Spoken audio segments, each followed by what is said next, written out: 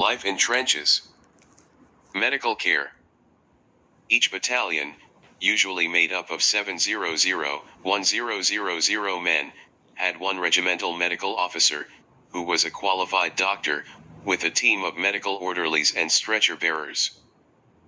A regimental aid post, RAP, was usually set up in the reserve line. If the British were about to attack, it was set up closer to the front line. A lightly wounded soldier could be attended to quickly and sent back to his company. If a soldier was more seriously wounded, he would be treated at the RAP, then sent to the advanced dressing station, positioned further away from the front line. Medical care and survival rates improved dramatically as the war went on. Attitudes of the generals and commanding officers. Generals had to be close enough to the fighting to know what was going on. Generals regularly visited the front lines. Battalions in the line would see their brigade commander at least once a week. Brigade and divisional commanders were somewhere in the front lines at least once a day. Commanders such as Field Marshal Sir Douglas Haig often worked for 18 hours a day. He also remained popular with many of the soldiers. Haig played an important role in planning the series of victories that finally broke the German army in 1918. British tactics.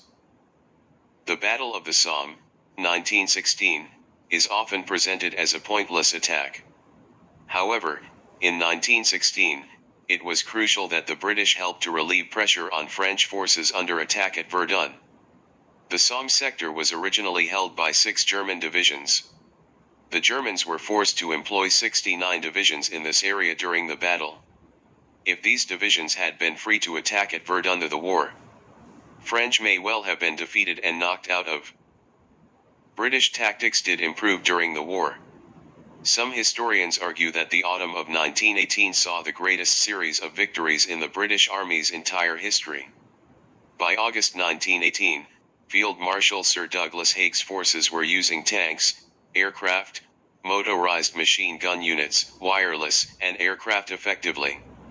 Nearly 200,000 German prisoners were captured. A different generation.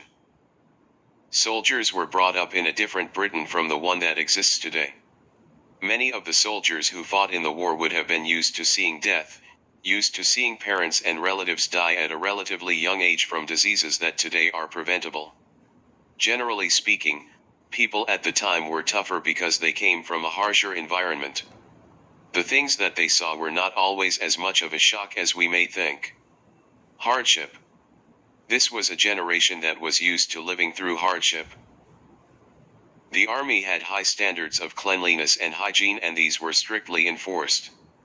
Rats were a problem in the early days of the war, so a great effort was made to remove rubbish and scraps of food. In order to tackle the problem of lice, men had their uniforms fumigated, washed, and ironed when they came out of the line. Another problem for soldiers was that of trench foot. The winter of 1914 to 1915 was exceptionally cold and wet.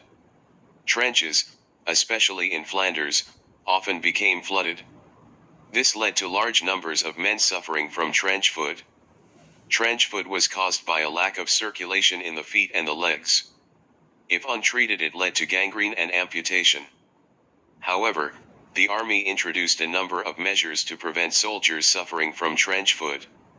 Soldiers were provided with thigh-high rubber waders and whale oil, which was rubbed into the feet before entering the trenches. They were encouraged to change their socks regularly, and a greater effort was made to drain trenches effectively. Mechanical pumps were provided later in the war. By the middle of 1915, trench foot had been almost totally eliminated. When they were not on front-line duty, soldiers were sent back to billets. These were usually quite a distance from the front line and were generally civilian houses in villages. However, there were times when men were put up in stables, tents or huts erected by the Royal Engineers. Here men would recover from the fighting, undergo training, eat freshly prepared food, have hot baths or showers, and get new clean clothing. Sometimes the billets were shelled, but they were usually relatively safe and comfortable. If a battalion was not in reserve or on standby for a move, soldiers were allowed to visit nearby villages and towns. Football matches and concerts were organized for troops. Army discipline.